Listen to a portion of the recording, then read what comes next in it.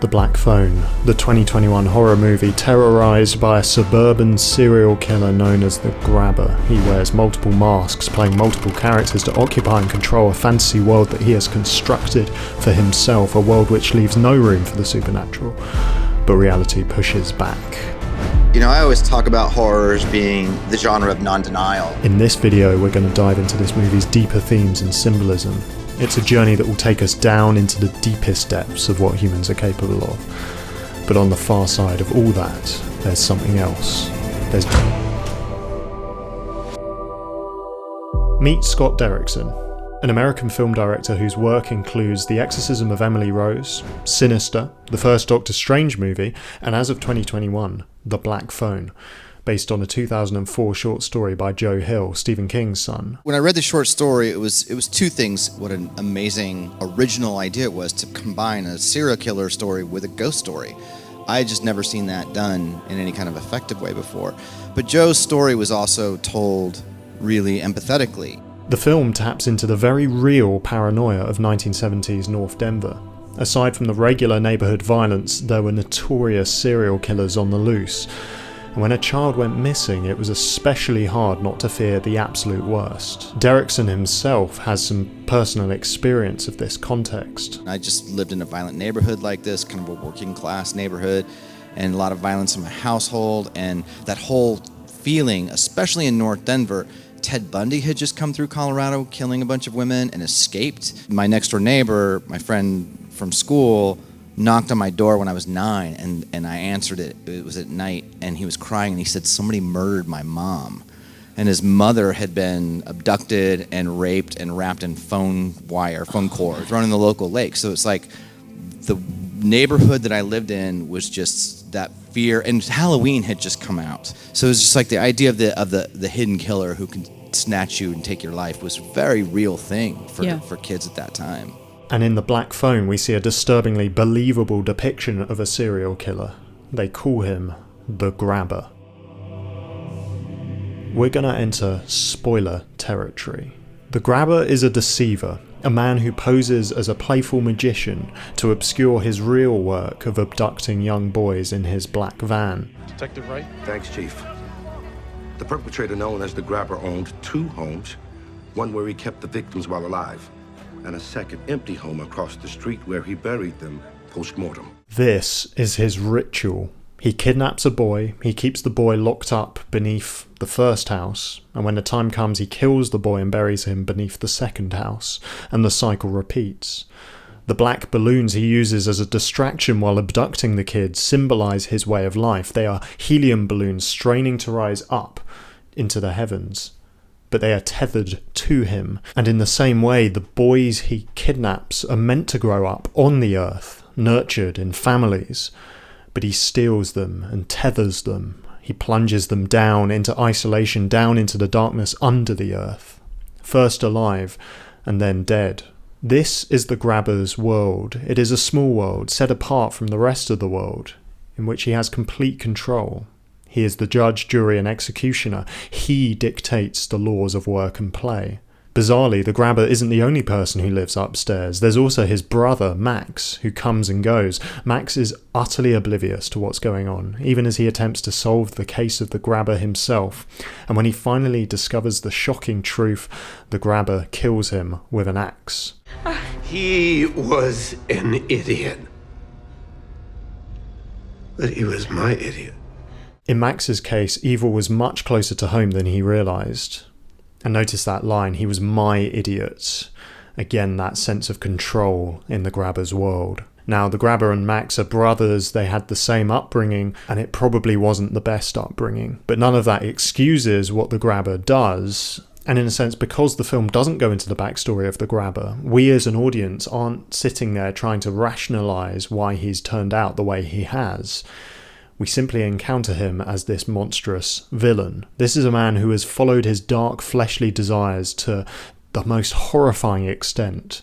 He chooses to suppress any remnant of his humanity beneath a mask, but he doesn't limit himself to one mask. Derrickson's co-writer C. Robert Cargill elaborates, each mask represents a different part of the ritual for him, and a different aspect of his personality. In the fantasy world that the Grabber has constructed, he plays a different character for each step in the ritual, and each character is signified and set apart by a different mask configuration. For the abduction, he wears white face paint. This is the magician's opening act. Would you like to see a magic trick?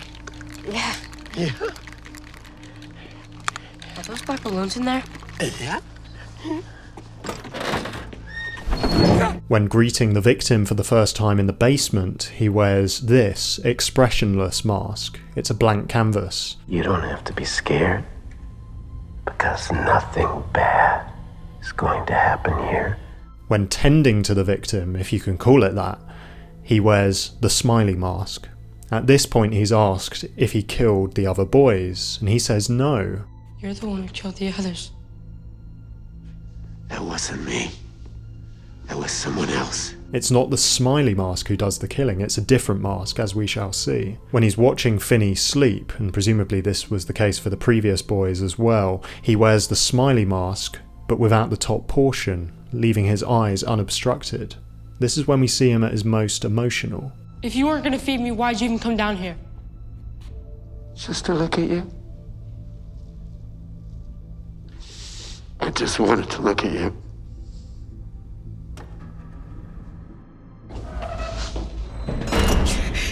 Punishment is carried out with the disapproving mask. This is the one he wears for the game he calls Naughty Boy.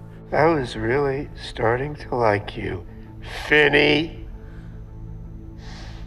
I almost let you go. He leaves the basement door unlocked and sits upstairs, armed with a leather belt, waiting, hoping that Finney will come up and try to escape.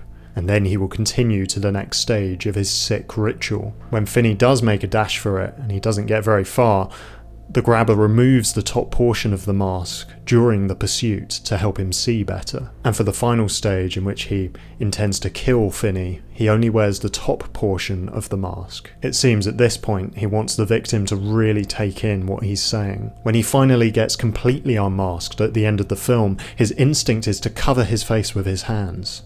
The mask was his fig leaf covering, something he tried to hide behind. And now it has been taken away.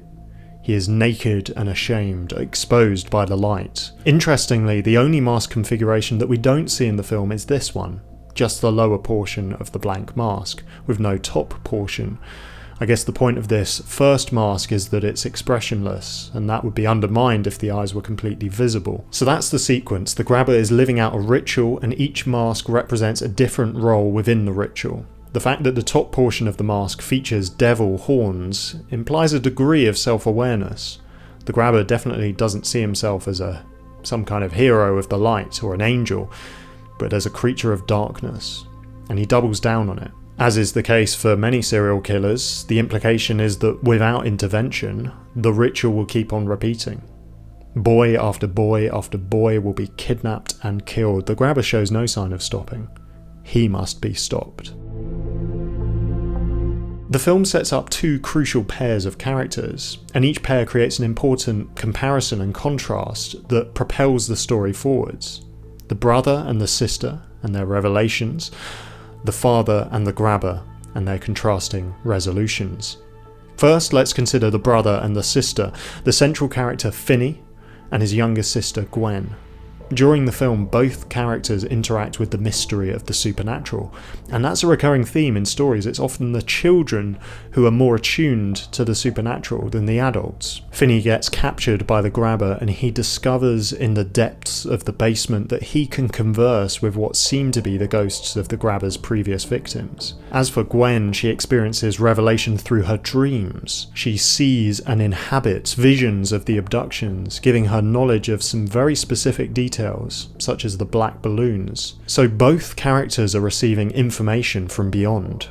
But for most of the film, it's hard to make sense of these tantalising bits and pieces. And that's frustrating. At first, Finney thinks that the black phone is simply about helping him to escape.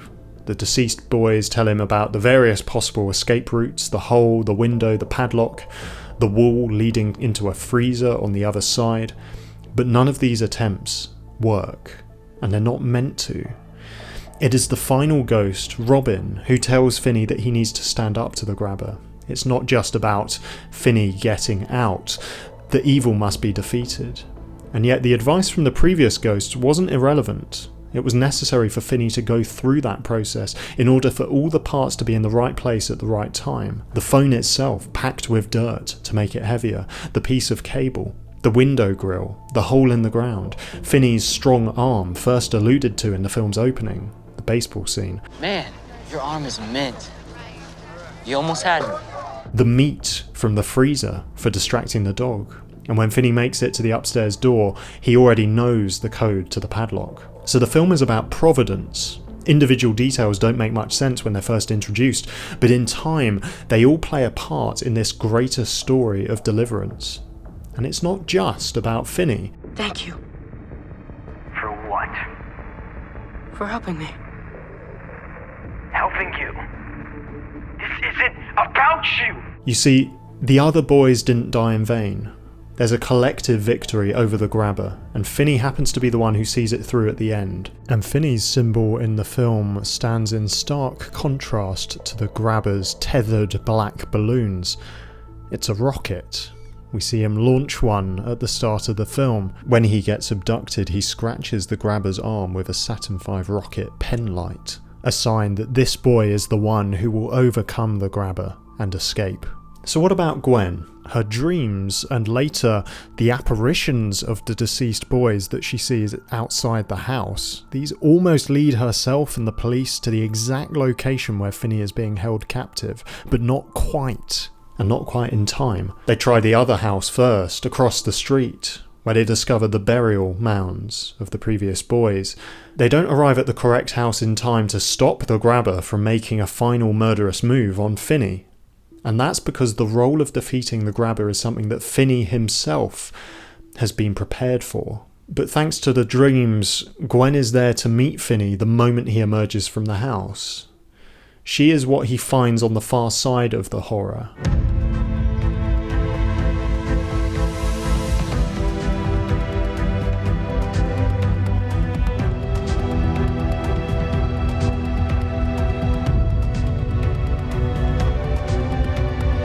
So the dreams weren't useless. They brought her here for this moment. And there's a sense that her interaction with the supernatural, her belief in Jesus, is what will last beyond the film. Jesus, I know you know what I'm going to ask you, but I'm going to ask you anyway. Please, dear Jesus, please, please. I'm sorry I said you weren't real. Please be real, please. The black phone was a strange temporary means of revelation. It was part of Finney's escape and victory over the grabber. But it died and was buried along with the grabber. We're not expecting Finney to continue to have these phone calls. The black phone is not to be the normative means of participating with the supernatural, even in the context of the film. We don't meet Gwen's mother. She killed herself before the events of the movie. We learn that, like Gwen, she had vivid dreams, which she believed to be significant. She saw things and she heard things and she just became so convinced that her dreams meant something, and eventually they told her to do things. Terrible things. Until she took her own life. The film doesn't tell us the source of her dreams or whether she was interpreting them correctly, but clearly something went very tragically wrong in her case. And for Gwen doesn't really know what her dreams mean or how to act on them, and she doesn't claim to know. But she does bring the struggle to Jesus in prayer with some surprising language for her age. Jesus, what the I mean, what the I ask you for help when you give me these clues that don't mean anything. But she's young and she's grappling with it. So that's our first pair, the brother and the sister. What about the second contrasting pair, Gwen and Finney's father, Terence, and the grabber? We see that both characters suppress the truth. In Terence's case, the tragedy of losing his wife has made him contemptuous of any discussion about dreams or the supernatural. and he has turned to alcoholism, which amplifies his abusive tendencies. You are not your mother! That means you do not hear things that are not there. You do not see things that are not there. Okay! They're not there, Gwenny. Okay. And your dreams, they're just fucking dreams.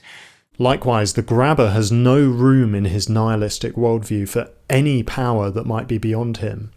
He's a mechanistic magician. Remember the small world that he has created for himself? He's in charge. To him, the heavens are empty. And so whenever the disconnected black phone rings on the wall in the basement, all he can do is explain it away scientifically. Hang up the phone now. I was down here once when it rang. Creepiest damn thing. I think it's static electricity that does it. It went off. I was right next to it. I picked it up without thinking. To see if anyone was there. Was there? No. He refuses to believe that something more might be going on.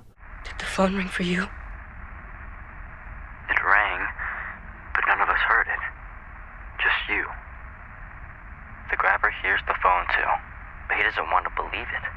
In addition, both men are willing to beat children with leather belts.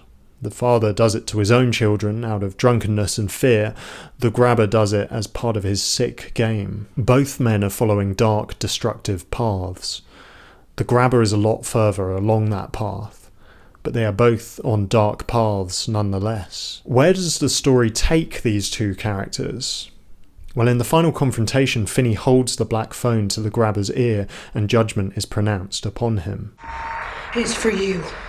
Indeed it is. The grabber hears the voices of his victims, voices that he suppressed. The phone's supernatural verdict is this: Finney is getting out, and the grabber is going down. What about the father? After the ordeal, when he sees his son again, huddled next to his daughter in the back of an ambulance, he is brought to his knees in repentance. Please forgive me. In this moment, he realizes how precious they are and how much he has wronged them.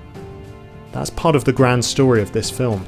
The grabber is defeated, but for the father, we see the possibility of transformation. Scott Derrickson is a Christian, and through his films, he explores some of the deepest questions of existence. What does a nice Christian guy like you see in this genre? What does horror at its best offer us? For me, it's the perfect genre for a person of faith to work in. You know, you can think about good and evil pretty openly and pretty directly. You know, I always talk about horror as being the genre of non-denial. It is an attempt to shock and to horrify and find within the horrible truth that is typically repressed or unexpressed or inexpressible.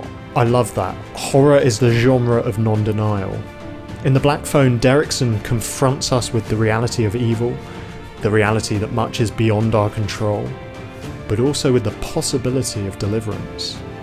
If you enjoyed this video and would like to get some bonus bits and pieces and continue these conversations, why not check out our brand new online community? Joining is quick and easy and free. The link is in the description below. My name is Thomas Thorogood. I get into the deeper meaning of movies. Do subscribe if you'd like to stay in the loop, and I will see you soon.